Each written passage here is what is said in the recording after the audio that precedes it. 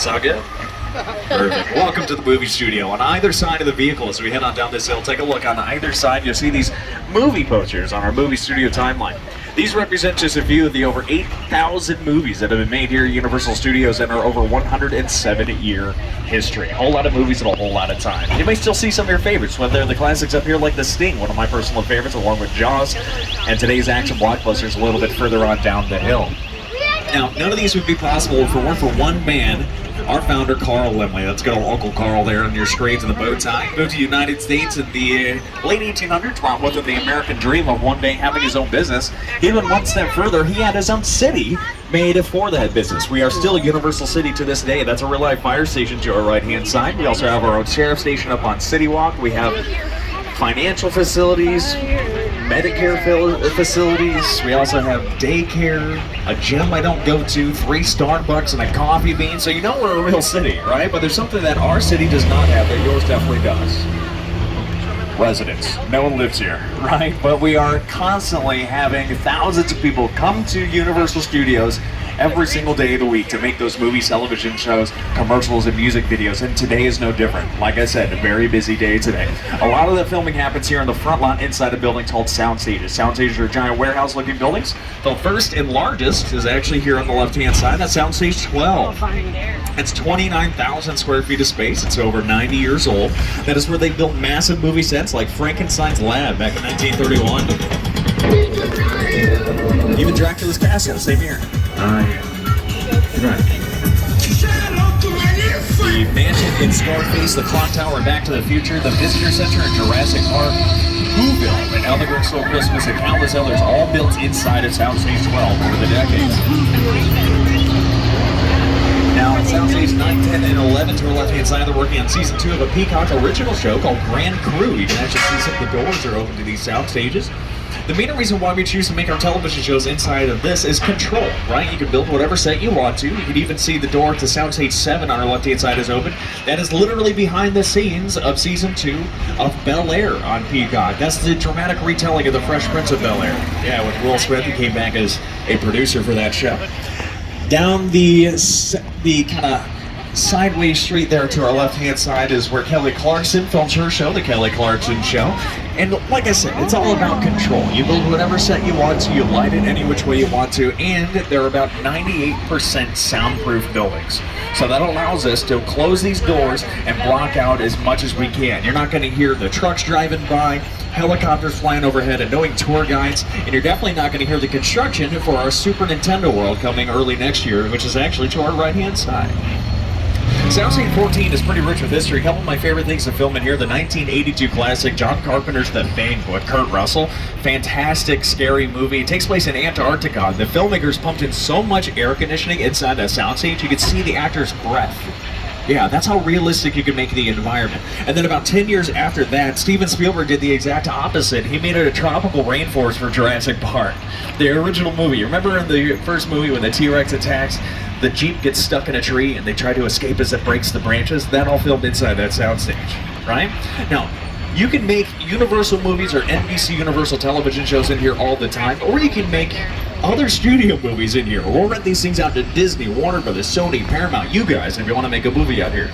There's a Universal Television produced Netflix show which filmed here to the right-hand side, Never Have I Ever, with Maitreya Ramakrishnan. They actually filmed all 4 seasons here at Universal Studios.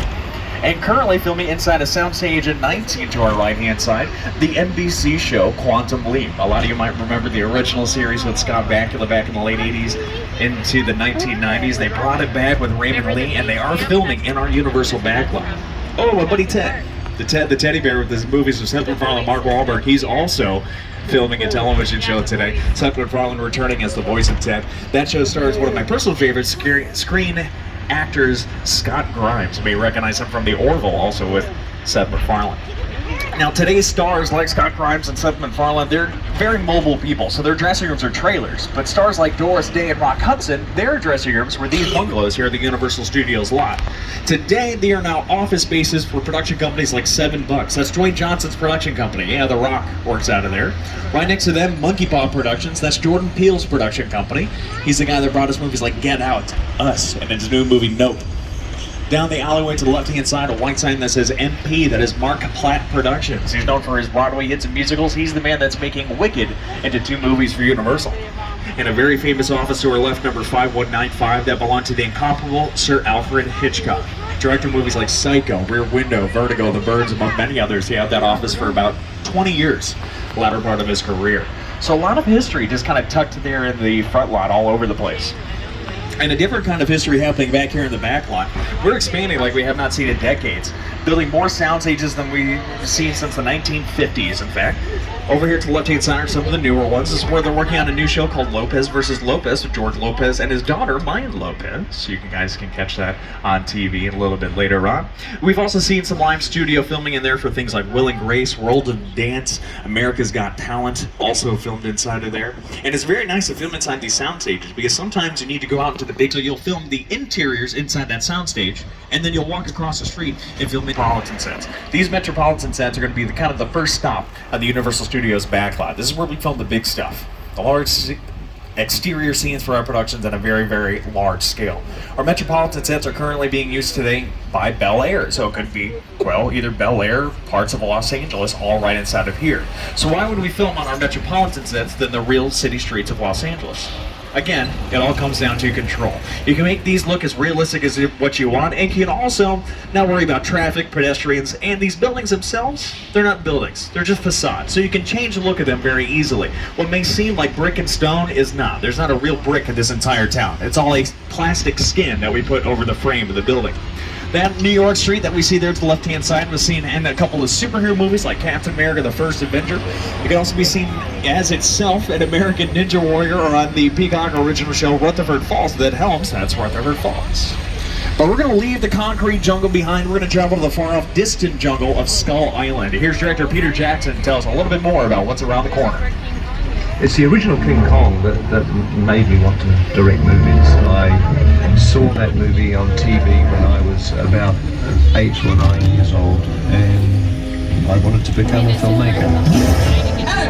I like films that just take you away from your real life and sweep you up in the future. Kong literally does that. I mean, you're on board the ship, you're sailing to a lost island, you're encountering monsters and creatures from, prehistoric times.